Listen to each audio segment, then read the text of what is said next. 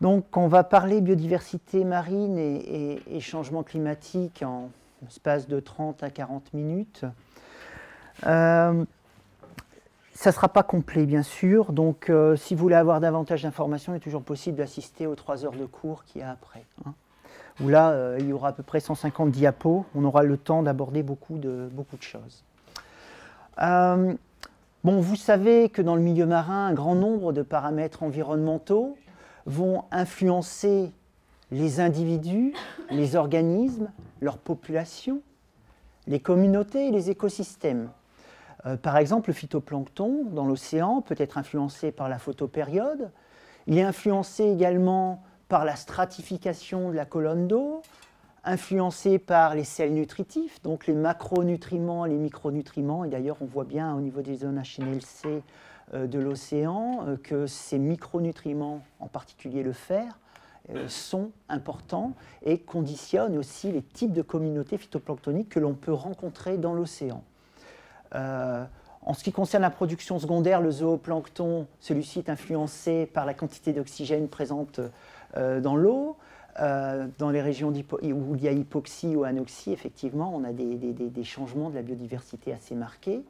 Donc il y a tout un tas de paramètres environnementaux qui peuvent affecter la biodiversité du plancton, des poissons, oiseaux marins, mammifères marins. Mais la température a un effet majeur sur les organismes, les populations, communautés, écosystèmes. Et je vais essayer de vous montrer ça en quelques diapos déjà. Ici, nous sommes dans une mangrove. Vous voyez une racine de palétuvier, c'est une image thermique. Et sur la partie éclairée de cette racine de palétuvier, on a plus 50 degrés. Sur la partie inférieure, on a 20 degrés. Donc une différence de 30 degrés. Si on réalise une expérience de translocation, c'est-à-dire qu'on va mettre des gastéropodes ici, sur la partie éclairée, très rapidement, ces gastéropodes marins vont migrer en dessous, là où il y a 20 degrés. Vous voyez ces gastéropodes ici. Ils ont migré très rapidement. Ceci illustre le comportement thermotactique de ces organismes, ce qu'on appelle la thermotaxie. C'est-à-dire qu'en fonction de la température, ces organismes vont migrer dans une région pour essayer d'avoir une température qui soit proche de leur optimum thermique. Donc ici, on voit très nettement un lien à l'échelle de l'individu, à l'échelle d'1 mètre carré, un lien entre l'individu et la température.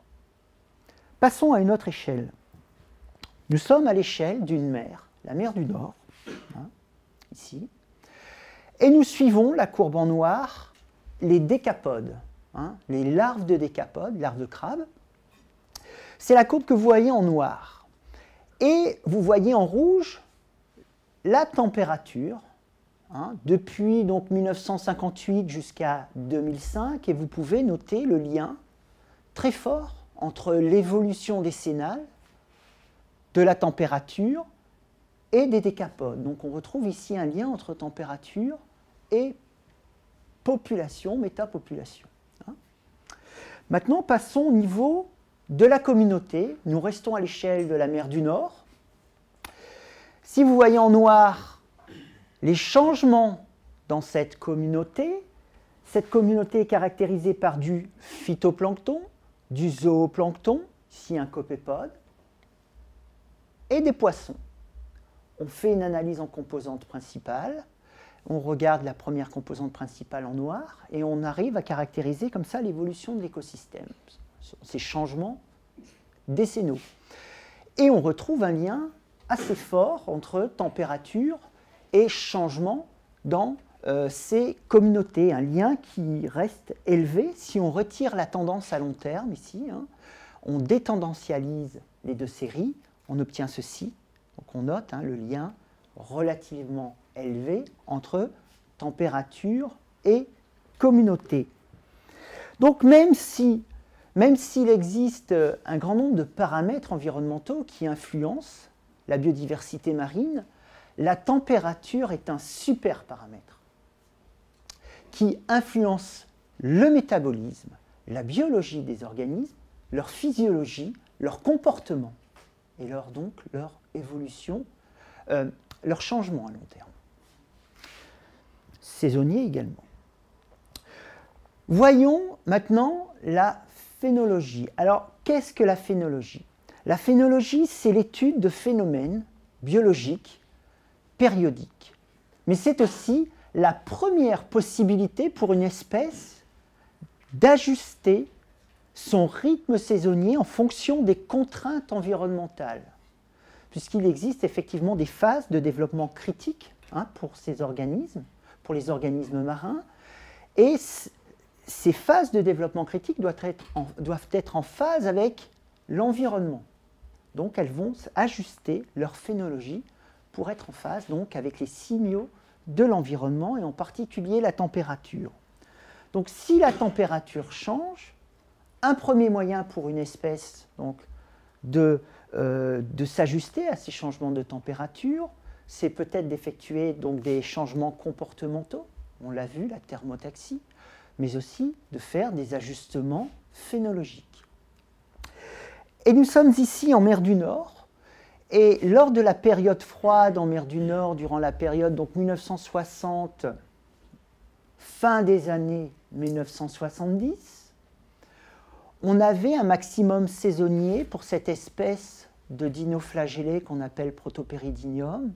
On avait un maximum entre mai et juin. La mer du Nord a connu un changement de température de l'ordre d'1 degré. Et suite à ce changement de température, on a assisté à un changement phénologique d'à peu près 1 mois. C'est relativement important 1 mois en termes de changement phénologique. Bon, il faut savoir que 1 degré d'augmentation des températures, c'est 1 degré de moyenne dans l'année.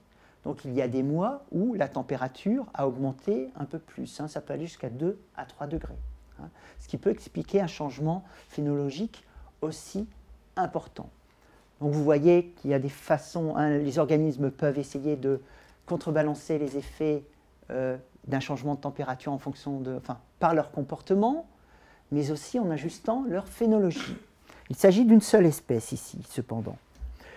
Martin Edwards et Anthony Richardson, en 2004 à la Sir Alister Hardy Foundation for Ocean Science, ont essayé de caractériser les changements phénologiques pour un grand nombre d'organismes phytoplanctoniques et zooplanctoniques. Ils ont ainsi, en utilisant ce qu'on appelle la méthode du centre de gravité de Colebrook, caractérisé le mois où l'abondance était maximale pour chacune de ces espèces. Donc vous avez en carré les copépodes, vous avez en rond des diatomées, c'est du phytoplancton, dinoflagellé, phytoplancton, le méroplancton, c'est le plancton temporaire, les larves de crabes par exemple.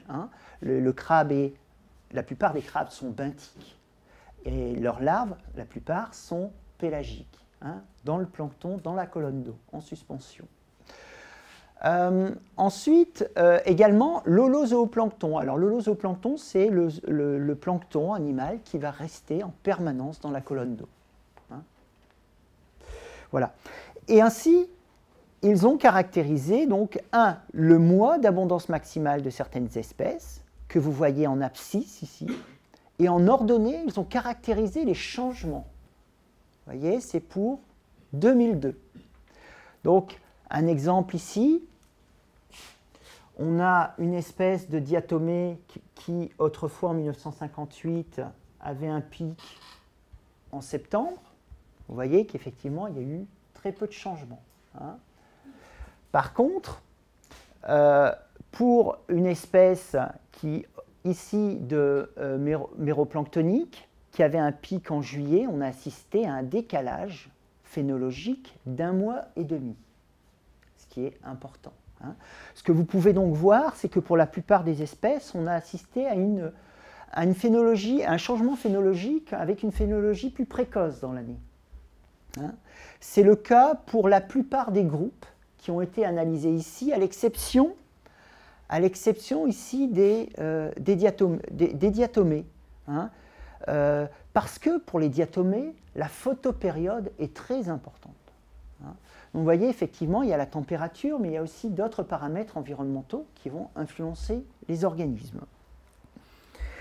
Donc là, j'ai envie de dire, pour ces espèces, s'ajuster de façon phénologique aux fluctuations environnementales, c'est difficile, puisqu'il y a un autre paramètre qui a une influence également, ici la photopériode. Donc si le changement continue, devient plus fort, en particulier dans le contexte des changements climatiques, ces espèces pourraient éventuellement disparaître de la région. D'accord ? Ce qui crée, dans ces cas-là, ce qu'on appelle un mouvement biogéographique. Et donc, lorsque l'environnement change trop fortement, l'espèce est extirpée régionalement et ça crée un mouvement biogéographique. Vous allez avoir un exemple ici de tel mouvement biogéographique. Alors, nous avons, il y a à peu près 10 ans, caractérisé les communautés de copépodes dans l'océan Atlantique Nord, une centaine d'espèces suivies par un programme qu'on appelle le Continuous Plankton Recorder, à peu près 200 000 échantillons pour l'ensemble de l'océan Atlantique Nord, et nous avons identifié certains groupes d'espèces, espèces froides, espèces chaudes, etc., espèces qu'on trouve plutôt au niveau des plateaux continentaux, espèces vraiment océaniques. Et ici, je vous montre qu'on a assisté à une réorganisation majeure de la biodiversité de ces organismes, réorganisation majeure en quelques décennies, hein, depuis la fin des années 1950 jusqu'au début des années 2000. Et vous allez voir, pour ces espèces subtropicales, ici, une remontée progressive vers le nord, hein, et vous allez voir qu'en 2000, elles peuvent maintenant être détectées jusqu'au niveau de la partie ouest de la Norvège. Cet assemblage d'espèces qui autrefois était présent en mer Celtique est maintenant détecté très franchement en mer du Nord. Donc il s'agit d'un mouvement donc, vers le nord, vers le pôle, qui est assez impressionnant. Nous sommes de nouveau en 1976, vous voyez, ça remonte jusqu'en 1999, hein, après le film reprend. Alors il y a plusieurs possibilités. Il se pourrait qu'un courant marin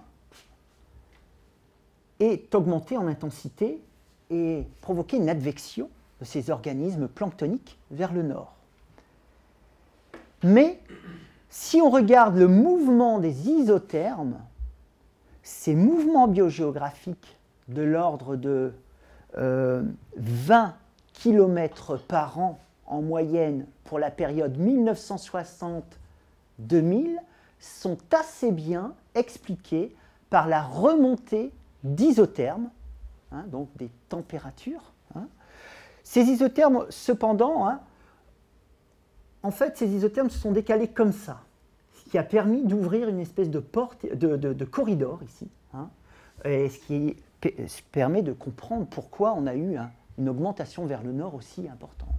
Parce que dans le milieu terrestre, on a actuellement plutôt des mouvements de l'ordre de 500 à 1 km par an en moyenne. 1 km, c'est même très élevé, c'est plutôt du 500 mètres par an.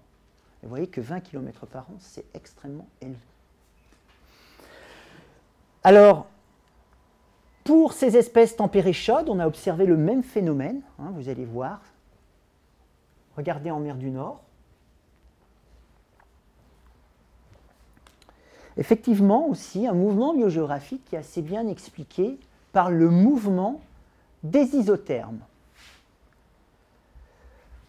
Ces changements biogéographiques qu'on a observés au niveau du plancton marin, ces mouvements, on a également observé le même phénomène pour les poissons, avec une remontée vers le nord des poissons caractérisant des eaux subtropicales. Hein. Pour ces deux espèces de poissons, autrefois plutôt détectées dans les années 1970, juste au nord de l'Espagne, hein, maintenant, dans les années 1990, on les détectait déjà au sud de l'Irlande. Donc on a assisté aussi à un mouvement des poissons Il y a aussi une étude qui a été publiée dans Science en 2005 en mer du Nord et qui a montré également un tel mouvement biogéographique des poissons en mer du Nord. Et concernant les espèces exploitées, Kiesbrander en 2003 a également montré ce phénomène pour les espèces exploitées. Autre phénomène qu'on a détecté aussi. Alors, sachez que ces mouvements phénologiques et biogéographiques ont été attribués à l'augmentation dans l'océan Atlantique Nord-Est des températures. Alors, ça peut être lié au réchauffement global, hein, mais ça peut aussi, dans certains cas, s'expliquer par des phénomènes de variabilité naturelle reliés par exemple à l'oscillation multidécennale atlantique, l'AMO, qui peut faire varier les températures de l'océan Atlantique Nord d'à peu près 0,4 degrés. Certains mouvements ont été aussi liés à l'oscillation Atlantique Nord, on en parlera au niveau des cours tout à l'heure. Et certains mouvements peuvent être également associés à la force de l'agir subarctique. On en parlera également tout à l'heure. Une autre possibilité, d'autres patrons de variabilité qu'on a détectés également et qu'on a attribués aux variations du climat sont les changements écosystémiques abrupts. Alors on parle un peu souvent d'ailleurs de changement de régime. C'est-à-dire qu'on assiste parfois à des sauts écosystémiques très rapides, de l'ordre d'un saut en quelques années, et ces sauts peuvent avoir des conséquences pour le fonctionnement de l'écosystème assez importantes. Ça a été détecté dans l'océan Pacifique Nord, au milieu des années 1970 et associé à l'oscillation pacifique décennale dans cette région, mais ça a aussi été détecté dans l'océan Atlantique Nord-Est, en particulier en mer du Nord, où à la fin des années 1980, on a observé une augmentation très brutale de l'état écosystémique dans cette région. On verra pourquoi tout à l'heure. Alors, on préfère cependant parler de changement écosystémique abrupt parce qu'un régime existe rarement. Un régime, une espèce d'état stable, hein, pour un écosystème, ça existe très rarement. On a plutôt des variations. Ça varie tout le temps. Et je dirais que les anglo-saxons disent « impermanence is an ecological law ». C'est bien vrai. Hein. Cependant, il y a des moments où ça varie plus que d'autres.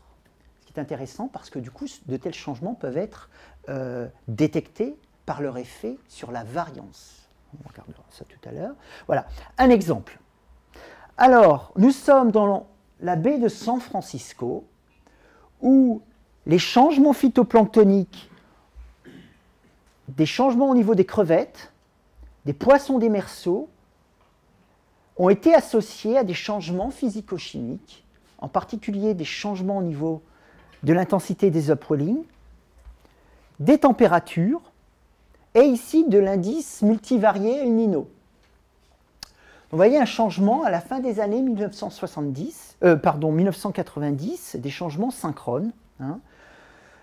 Et donc, dans ces cas-là, effectivement, certains parlent de changement de régime ou de changement écosystémique abrupt. Un autre exemple, nous sommes en mer du Nord, Weisman, qui a effectivement détecté sur les paramètres climatiques et les paramètres biologiques un changement, cette fois-ci, à la fin des années 1980. Donc on parle souvent de changement de régime, mais si on regarde, parce que là on n'a seulement que quelques décennies, mais si on regarde à plus long terme, on s'aperçoit que finalement ça varie hein, très souvent, et que par contre, effectivement, ces sauts sont réels, mais que les états stables le sont moins. C'est pour ça qu'on préfère quand même parler de changement écosystémique abrupt.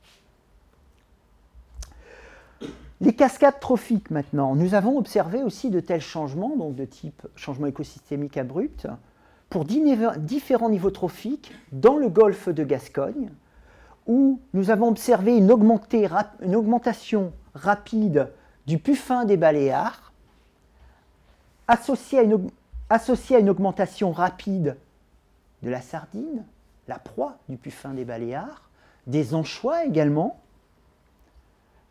un changement rapide au niveau des copépodes calanoïdés, qui sont les proies des sardines, des anchois. Et ces changements biologiques ont été associés à un changement de température, une nouvelle fois. Et si on essaye de regarder les autres paramètres environnementaux qui pourraient avoir influencé ces changements, bon, ben, la température semble être vraiment le paramètre environnemental le plus important. Maintenant, revenons donc sur les changements écosystémiques abrupts en mer du Nord. Donc on peut les caractériser en utilisant un grand nombre d'outils statistiques. Ici, vous voyez, donc, on fait une analyse en composantes principales, et après, on utilise des moyennes mobiles asymétriques pour caractériser l'évolution du système. Mais ce qui est intéressant, c'est lorsqu'on regarde la variance. Bon, là, ici, cette série multivariée comporte des paramètres climatiques et biologiques. Et quand on regarde la variance, c'est assez intéressant parce que la variance montre effectivement un très grand saut, très significatif au moment du changement. Donc on est assez intéressé par suivre les changements au niveau de la variance locale multivariée parce que souvent c'est un outil puissant pour détecter des changements écosystémiques abrupts. Il est évident que dans un contexte de réchauffement climatique, un contexte de changement climatique, de tels sauts écosystémiques devraient être plus fréquents. Au niveau des trophies de cascade également, on a observé donc en mer du Nord une diminution au niveau des proies des morues associée à une diminution de la biomasse des morues. Donc vous voyez deux courbes fortement liées.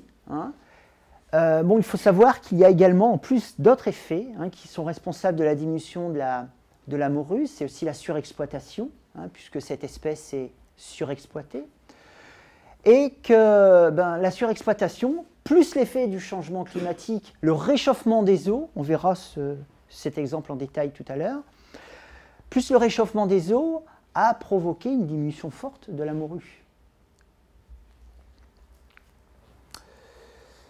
Voilà, donc effectivement, on a des oscillations climatiques, on a des modifications de température, mais là je vous ai montré quelques décennies. Il est toujours très difficile de savoir si vraiment c'est un phénomène exceptionnel ou si ça fait partie de la variabilité naturelle.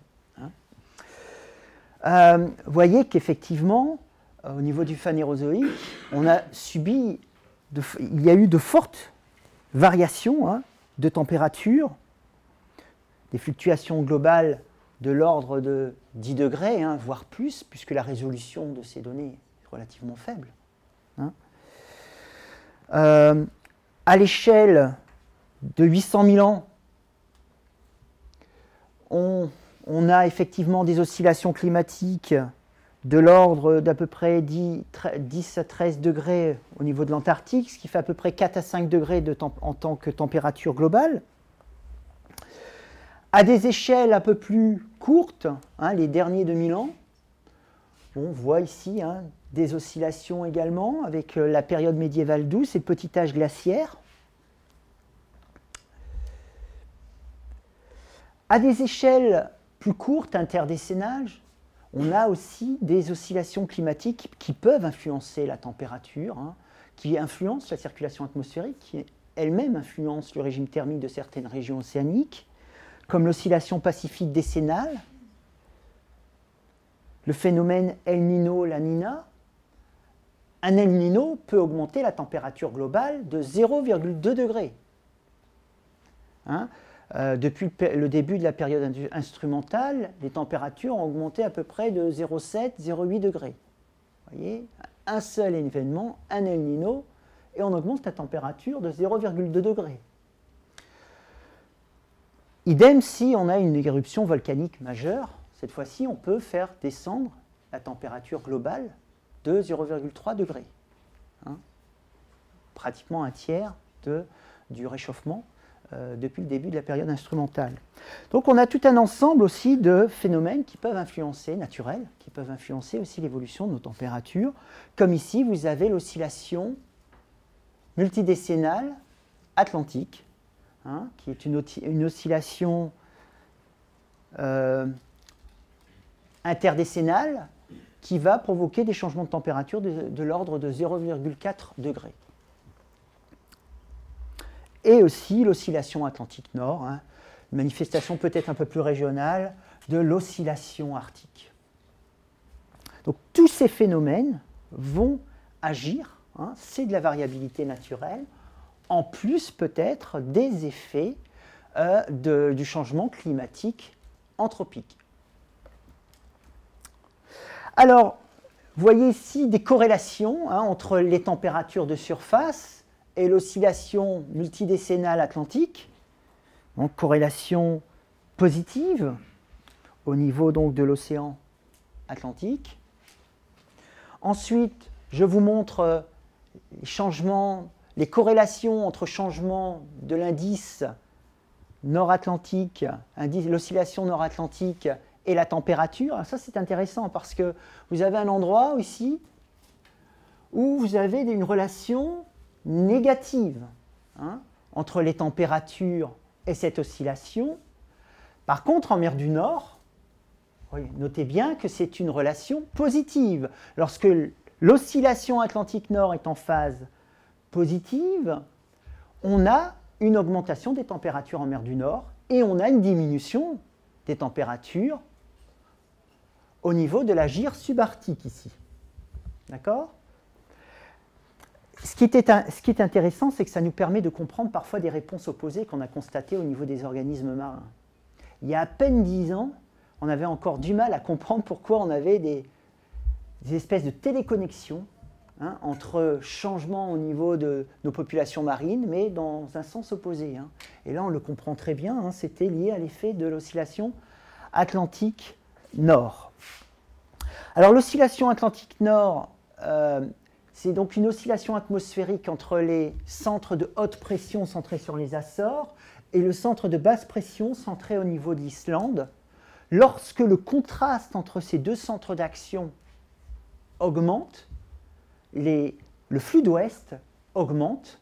Il faut savoir que c'est un phénomène qui est principalement détecté l'hiver parce que le contraste thermique augmente l'hiver. Hein, dans l'hémisphère nord, du coup, le contraste au niveau des pressions va augmenter et donc le flux d'ouest va augmenter. Et c'est un phénomène, même s'il est détecté pour chaque mois de l'année, il est beaucoup plus fort durant l'hiver. Au niveau de la PDO, donc l'oscillation pacifique décennale ici, hein, vous voyez très clairement la signature de cette oscillation, hein, avec des fortes corrélations essentiellement ici au niveau du courant californien. Et vous voyez également, hein, des oppositions ici et ici. Hein, c'est-à-dire qu'une phase positive de la PDO va avoir des conséquences négatives au niveau des températures dans cette région et positives au niveau de cette région. Hein. Et voici pour le phénomène d'oscillation australe, hein, pour l'oscillation, le El Niño Southern Oscillation, hein, que vous voyez ici, avec plutôt un effet positif sur les températures dans cette région, un effet négatif ici. Hein. Voilà. Donc là, voilà, on a un réchauffement, effectivement. Si on regarde la variance, ici il s'agit d'une variance multi-échelle. Pour la période 1960-2000, on constate deux phases importantes au niveau du réchauffement. Entre 1920 et 1940 et à la fin des années 1970. Et effectivement, on a assisté à de profondes modifications biologiques depuis la fin des années 1970. Donc, on a une augmentation d'à peu près, c'est à peu près 0,76 degrés, hein, de température, mais en deux phases, hein, 1920-1940 et à la fin des années 1970.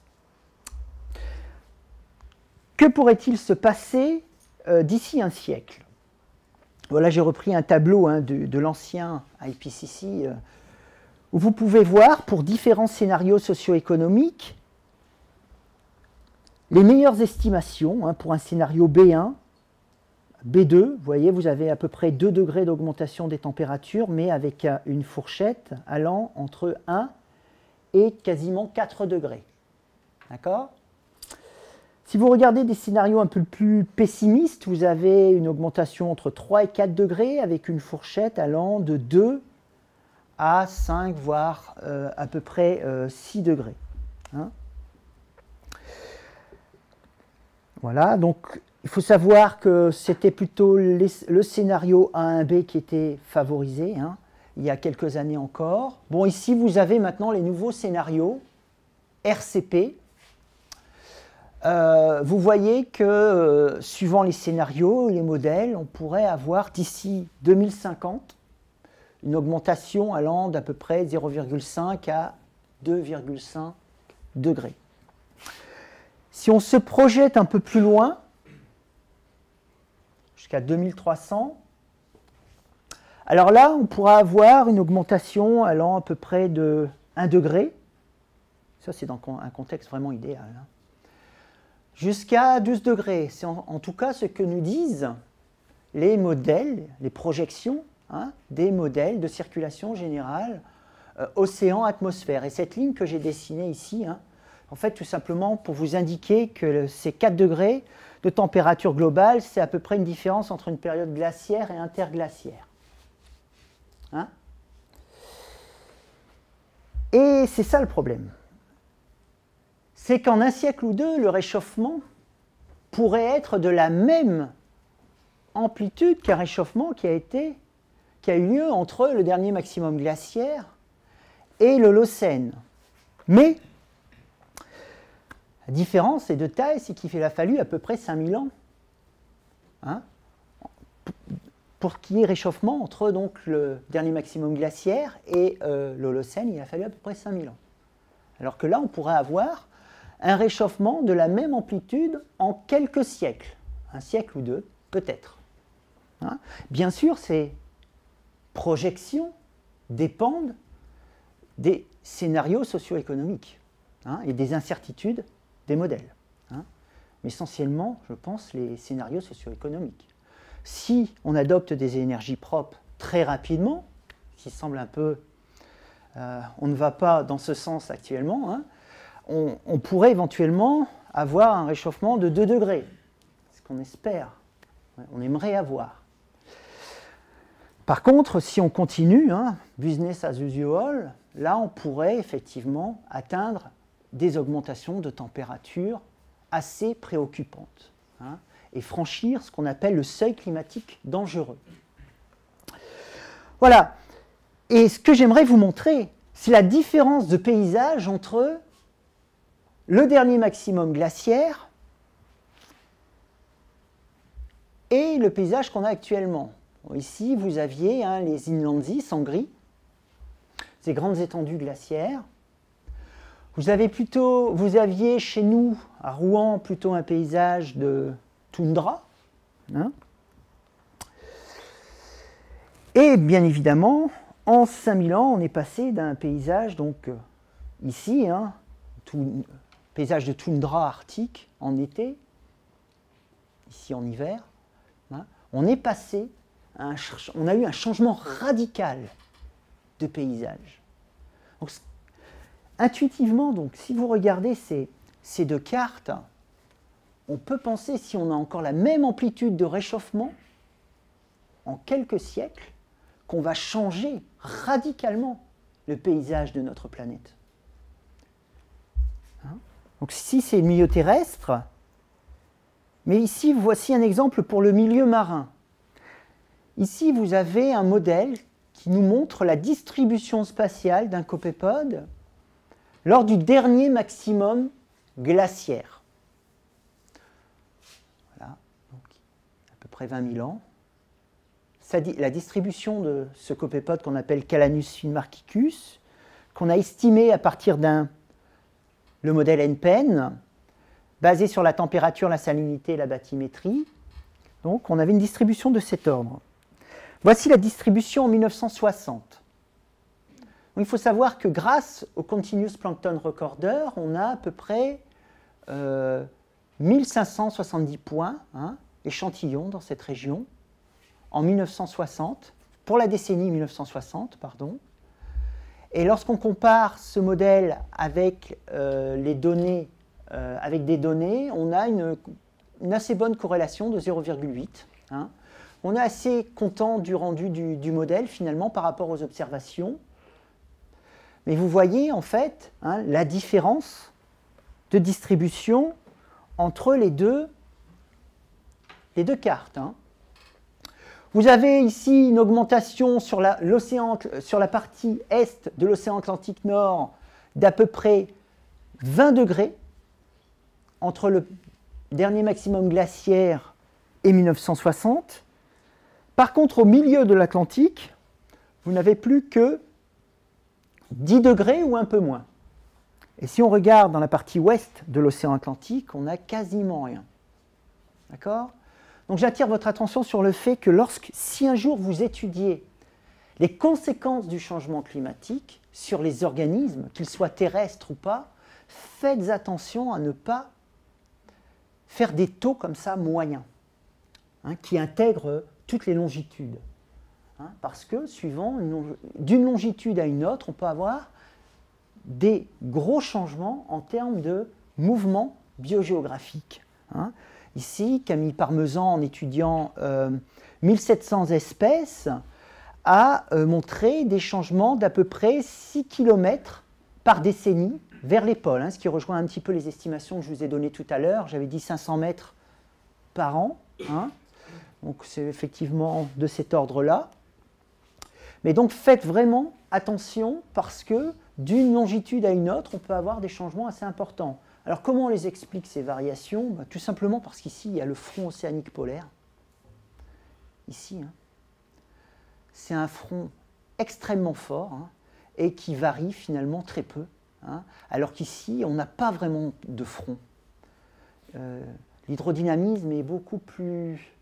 On a beaucoup moins d'hydrodynamisme sur l'est de l'océan Atlantique qu'au niveau de la partie ouest. Voilà. Donc, les températures de surface entre le dernier maximum glaciaire et la décennie 1960-1969, on avait une température de 11,2 degrés à peu près. Et dans les années 1960, de 13,8 degrés. Vous voyez, il y a très peu de différence entre une période glaciaire et interglaciaire. Hein. Si on fait la différence, on a à peu près entre 2,1 et 2,5 degrés d'augmentation. Et pourtant, vous voyez les changements biologiques que ça peut engendrer. Alors, il faut savoir qu'effectivement, ces moyennes globales masquent des disparités régionales importantes, puisque lorsqu'on regarde la carte des différences entre le dernier maximum glaciaire et actuellement, on s'aperçoit que dans ces régions en blanc, en fait, on a plutôt eu une légère diminution des températures, hein, si le modèle est juste. Et par contre, ici, on a eu une augmentation extrêmement prononcée, hein, entre 8 et 10 degrés dans l'océan Atlantique nord-est. Vous voyez qu'il va y avoir énormément de variations suivant les régions. Ça ne veut pas dire que si on fait maintenant la différence entre la température de surface de la mer et nos modèles, d'ici la fin du siècle, on n'a pas le même pattern. Hein, on l'a fait, je ne vous le montre pas, mais on n'a pas du tout le même pattern. Donc ce qui veut dire que ce qui s'est passé n'est pas forcément toujours quelque chose qui pourrait nous... Enfin, ce qui s'est passé ici ne reflète pas ce qui va se passer dans le futur. Hein. Donc souvent, on dit, ouais, en étudiant le passé, on peut peut-être mieux comprendre ce qui va se passer dans le futur. Oui, c'est possible, effectivement. Mais en tous les cas, ici, hein, on a eu une différence de température entre 8 et 10 degrés entre le dernier maximum glaciaire et la période 1960-1969. Ça ne veut pas dire que ce sera ici, dans un siècle, que les températures vont augmenter le plus. C'est faux, d'ailleurs. Pourquoi c'est faux ? Tout simplement parce que si le réchauffement continue, cela pourrait réduire la circulation méridionale, hein, le tapis océanique, si vous voulez, et en réduisant ce flux d'eau saline et chaude vers le nord, on induirait ici, dans la partie centrale de l'océan Atlantique Nord, une diminution des températures. pouvant aller, suivant certains modèles, entre 2 et 3 degrés. Hein? Mais dans un siècle, parce que les modèles pensent que ceci pourrait se passer dans un siècle, l'effet du réchauffement sera tel que ça ne fera qu'atténuer les effets du réchauffement. On ne va pas avoir un retour à un âge glaciaire dans un siècle à cause d'une diminution de la circulation thermohaline. On atténuera les effets du réchauffement dans cette région uniquement.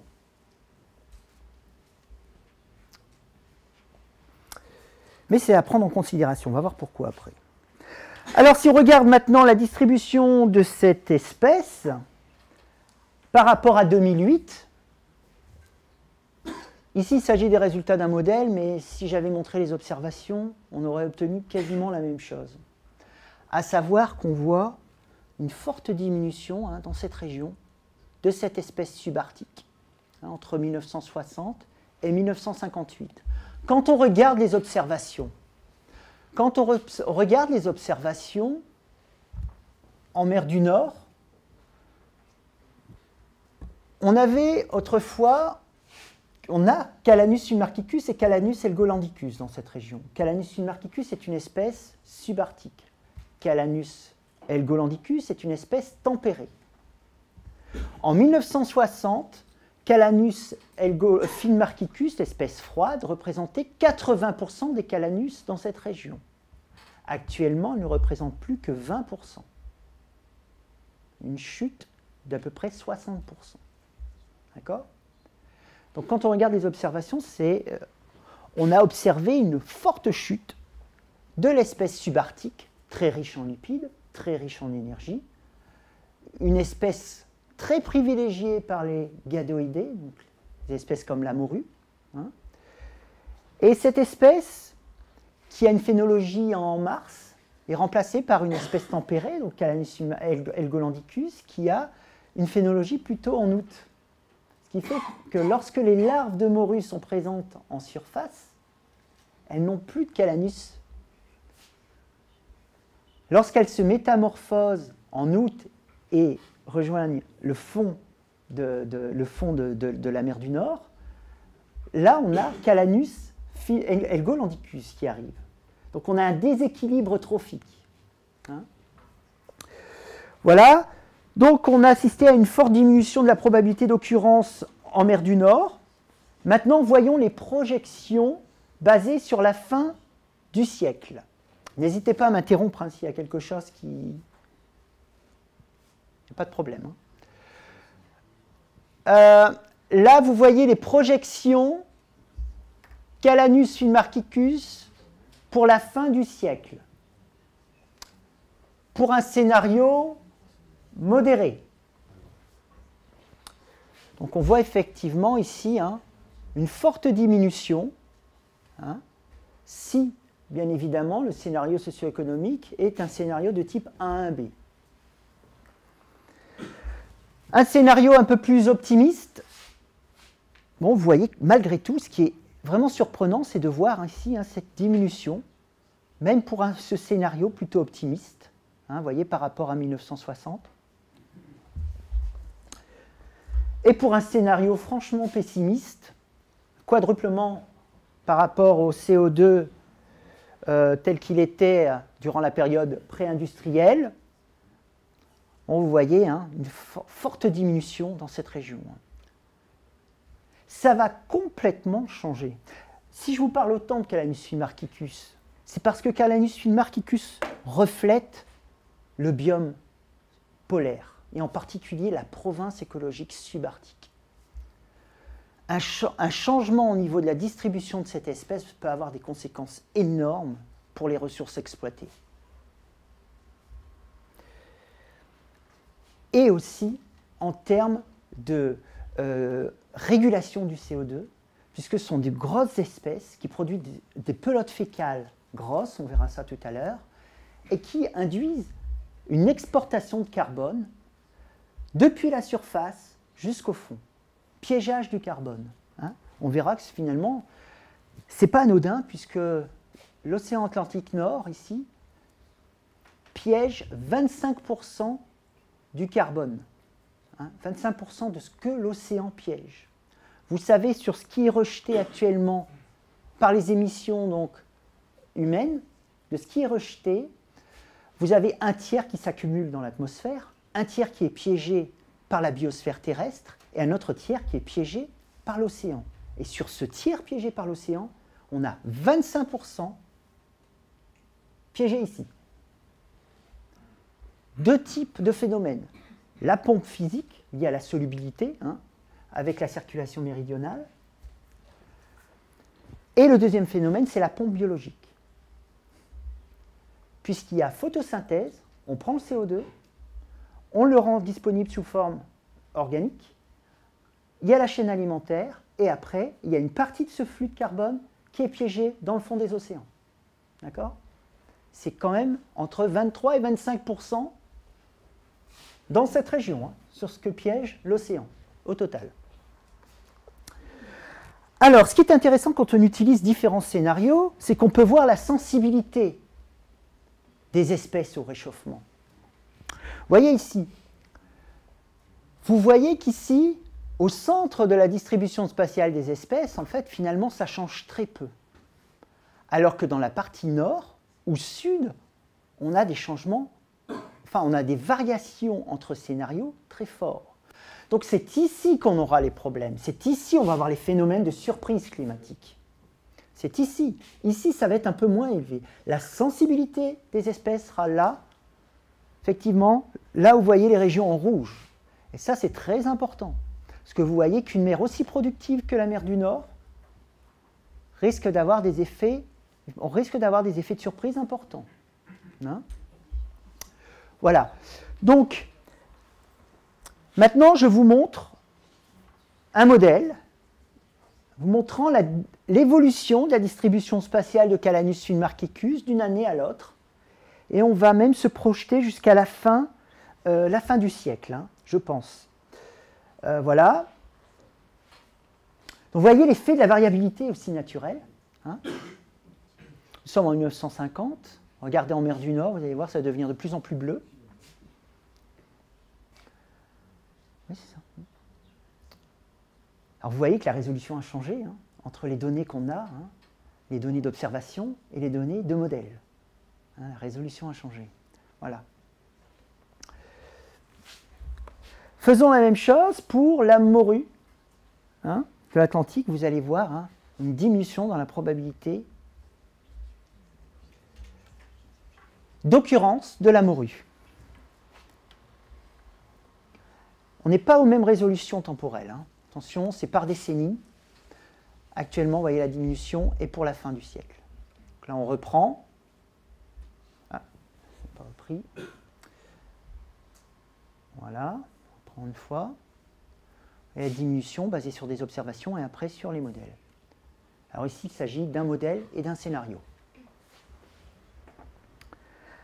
Alors, il faut savoir qu'il y a à peine 10 ans, les scientifiques pensaient que c'était la surexploitation qui gouvernait l'état des stocks. Même encore maintenant, d'ailleurs, certaines personnes le pensent. Mais ça, c'était dans un monde sans gros changement climatique. Si le changement climatique anthropique a lieu avec une force même modérée, ça va changer la donne. Et ça va changer la façon aussi dont certains scientifiques évaluent les stocks de poissons, et avec les conséquences qu'on sait en termes socio-économiques, établissement de quotas, etc. Il se peut très bien qu'on décide d'un moratoire sur la morue en mer du Nord et qu'on voit finalement que la morue ne revienne pas. Parce que, tout simplement, les conditions thermiques augmentant, l'environnement planctonique devient très défavorable pour la survie des jeunes morues. Donc la morue, de facto, va quitter la mer du Nord. Par contre, ce qui est intéressant, c'est que ces dernières années, on a souvent entendu « Oh, la morue revient en mer du Nord ». Et vous savez qu'on a eu des hivers assez frais, assez froids, même en mer du Nord ces dernières années. Ce qui est intéressant de voir, c'est qu'effectivement, la morue est revenue en plus grand nombre. Il n'y a pas eu un changement radical, on n'est pas revenu à ce qu'on avait observé durant l'explosion des gadoïdés en mer du Nord dans les années 1960-1970. Mais malgré tout, on a observé un retour de la mer du Nord. Alors on pense que c'est que passager, hein, puisqu'effectivement on assiste à des hivers beaucoup plus frais, hein, ces dernières années sous nos latitudes.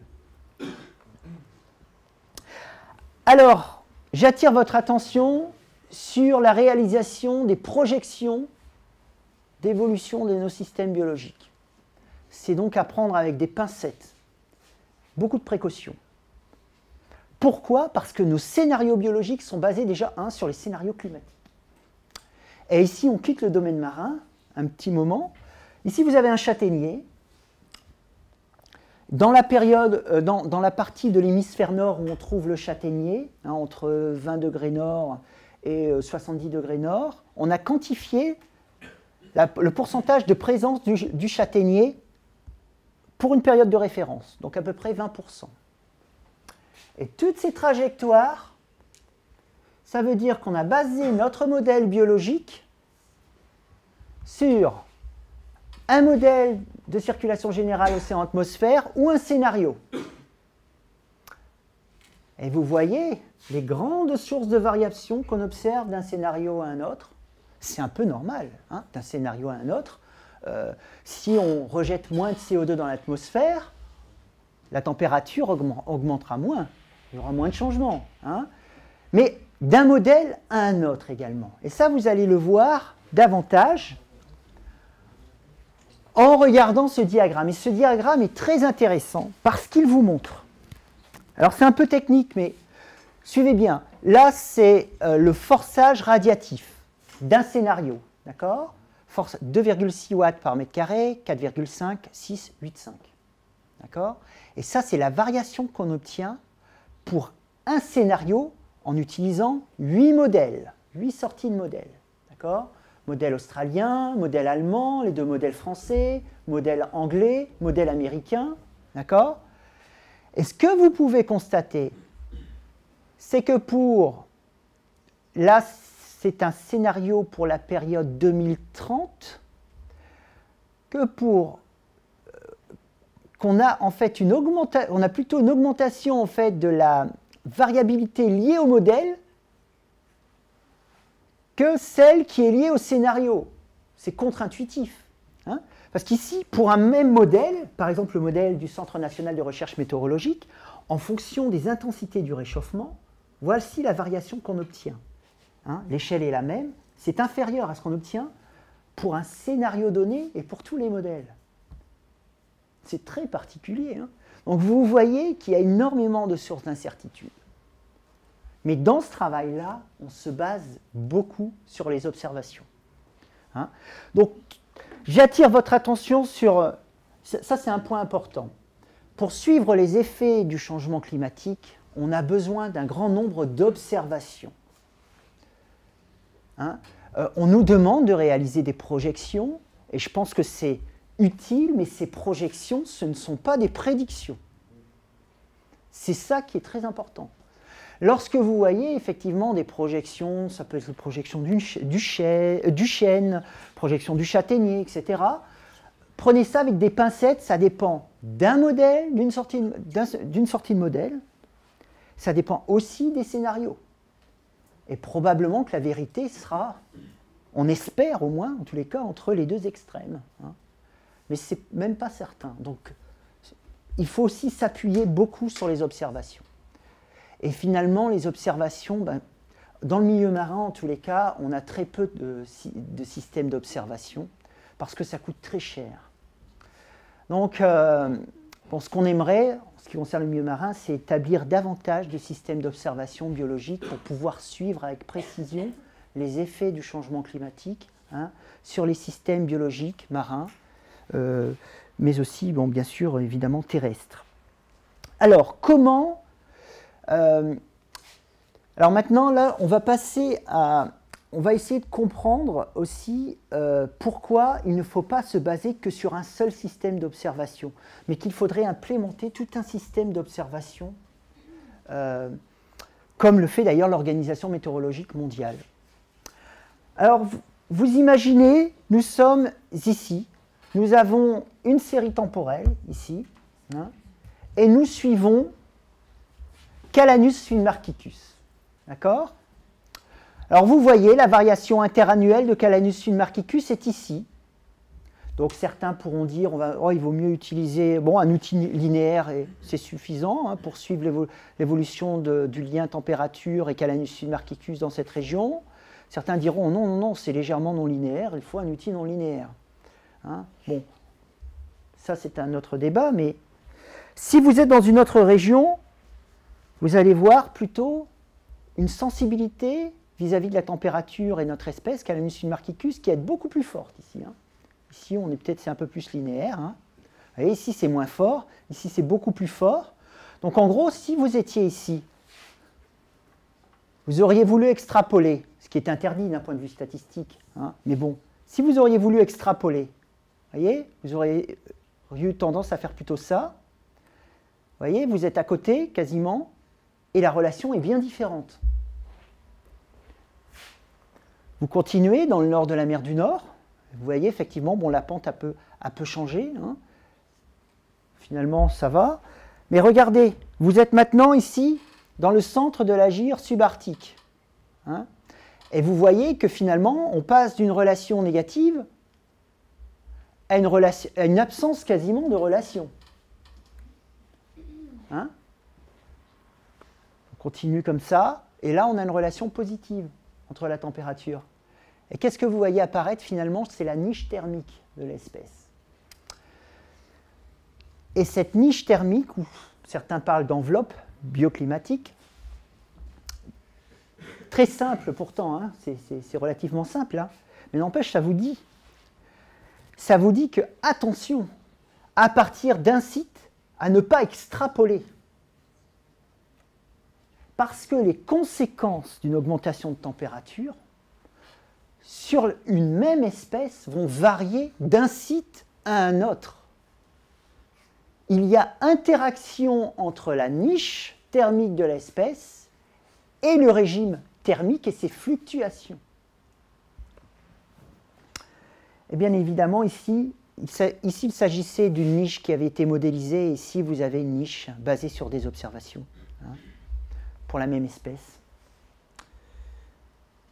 D'autres observations également. Et le plancton, si j'en ai parlé beaucoup, c'est parce que le plancton est extrêmement sensible aux fluctuations de température, à tel point qu'il est vraiment caractéristique de masse d'eau. Vous voyez ici une espèce qu'on appelle Euchaeta norvegica, qu'on va trouver uniquement dans la partie froide de l'océan Atlantique Nord, hein, la gyre subarctique, et le courant du Labrador. Regardez la complémentarité entre Euchaeta norvegica et Parapseudocalanus. Vous voyez que Parapseudocalanus est absent ici de la gyre subarctique, mais qu'on le trouve au sud. Vous voyez Neocalanus gracilis, qu'on trouve au sud également de la dérive, qu'on trouve au nord de la gyre subtropicale, ici. Et ici, une espèce qui est très intéressante, Metridia lucens, qu'on va trouver à la limite entre le biome polaire et le biome tempéré. Ici, Euchaeta marina, qu'on va trouver plutôt dans l'extension du Gulf Stream. Ici, Clausocalanus, qu'on trouve dans le bassin est-européen, nord-est européen. Calanus glacialis, qu'on trouve uniquement dans le courant du Labrador. Vous voyez? Là, entre cette partie-là et à côté, on a à peu près 10 degrés de diminution de température. Et ici, Candacia armata, qu'on trouve le long du talus continental. Hein. On voyait que ces espèces sont fortement indicatrices, hein, des masses d'eau. Donc, ici, je vous montre, effectivement, on a la niche thermique, mais en fait, la niche, ça fait partie d'un concept un peu plus large qu'on appelle la niche écologique, hein, c'est-à-dire la niche d'une espèce, c'est quoi? C'est le rang de tolérance d'une espèce quand plusieurs facteurs sont pris simultanément. Donc on peut avoir ici la bathymétrie, la température, l'oxygène, etc.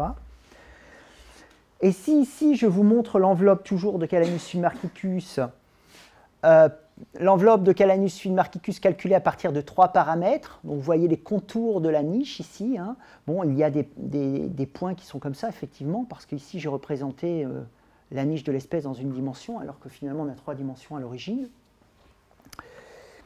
Et ici, je voudrais vous montrer la variabilité naturelle.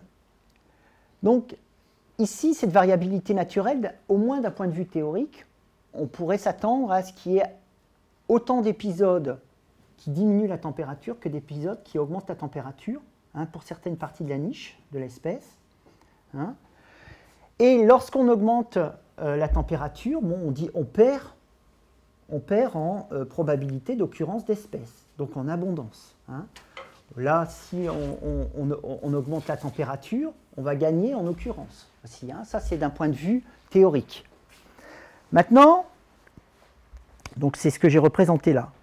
Maintenant, si on rajoute la variabilité naturelle avec l'augmentation globale des températures, on induit une dissymétrie. Vous voyez la dissymétrie qui est induite. Et ce qui est intéressant, c'est que vous pouvez noter qu'on augmente la variabilité.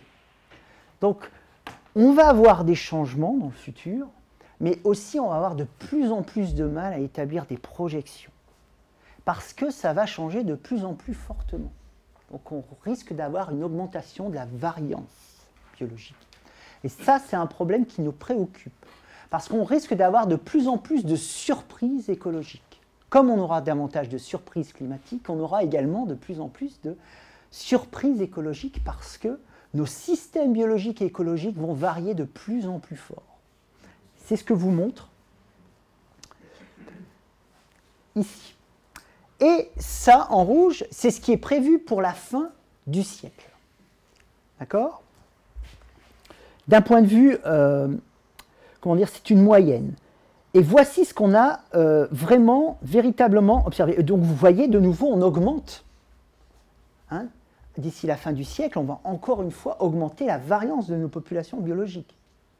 Souvenez-vous du diagramme que je vous ai montré entre le dernier maximum glaciaire et l'Holocène. On va avoir des changements radicaux dans la distribution des espèces et dans les fonctionnements biologiques et écologiques. Alors, bien évidemment, dans la réalité, ça sera un peu plus compliqué que ça. Ici, vous voyez la variation naturelle le long de la niche de l'espèce. Et par contre, lorsqu'on regarde vraiment les scénarios de modèles, ce qui est intéressant, c'est qu'on trouve que ça s'en va sur la droite, mais aussi sur la gauche. Est-ce que vous savez pourquoi, ici, alors qu'on pourrait s'attendre à une augmentation des températures, on part aussi vers la gauche?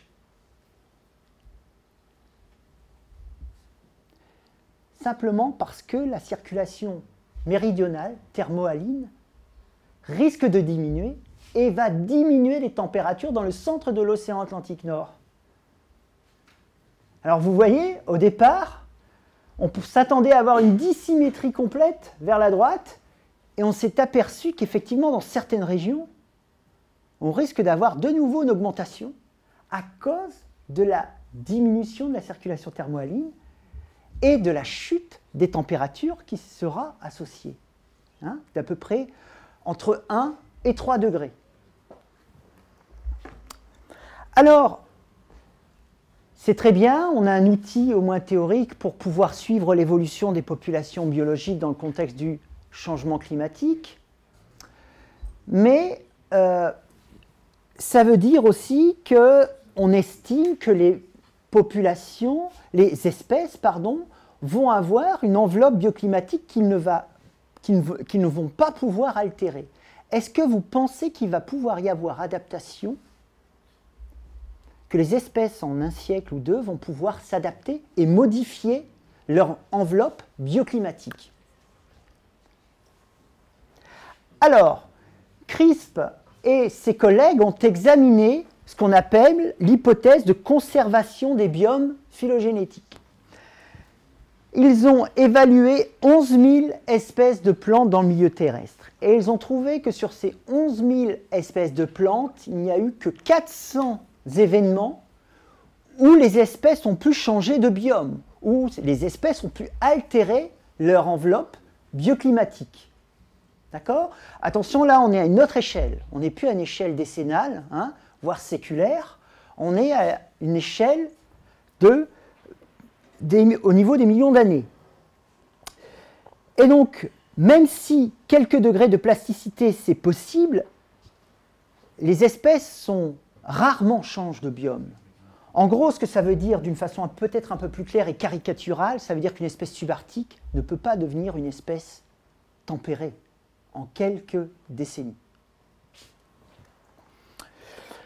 Voici encore un autre exemple où on utilise cette enveloppe bioclimatique.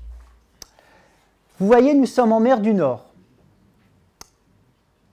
En mer du Nord, on a à peu près 9 degrés de température. On varie à un régime thermique moyen entre 9 et 10 degrés. Ce qu'on attend, avec un scénario A2, ça pourrait être une augmentation jusqu'à 14 degrés. Et vous voyez que si on regarde par rapport à la niche ou l'enveloppe bioclimatique de l'espèce, on arrive ici. Donc ça pose un problème vraiment important. Est-ce qu'on dit aux pêcheurs, ici il s'agit de la morue, est-ce qu'on dit aux pêcheurs en mer du Nord, pêchez moins, comme ça le stock va pouvoir se reconstituer? Mais d'un autre côté, vous savez aussi que les dernières années ont été plus froides, la morue a augmenté de nouveau. Hein? Donc, c'est très compliqué, mais si vraiment on a une augmentation des températures comparable à un scénario A2, vous voyez, si le régime thermique arrive à 14 degrés, on n'aura plus de morue. Il est peu probable que la morue altère son enveloppe bioclimatique en quelques décennies, voire un siècle ou deux. Par contre, en Islande, vous voyez, actuellement, on a une température de 7,5 degrés, ça pourrait arriver à 10 degrés, voire 11 degrés.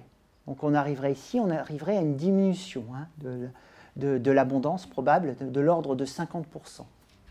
Hein? Donc, n'oublions pas effectivement que, ça c'est une image très connue, hein, que les stocks de poissons subissent aussi les effets importants de la pollution, mais aussi de la surexploitation. Hein, que souvent on a des actions synergiques entre le climat et l'effet de la pollution et de la surexploitation. Voilà. Si j'ai encore un peu de temps, je ne sais pas si... Non, hein. Bon, ok, donc je vais conclure. J'espère vous avoir montré la complexité des interactions entre les systèmes biologiques marins, les systèmes écologiques marins, la biodiversité marine et le climat. Alors, variabilité climatique et changement climatique anthropique.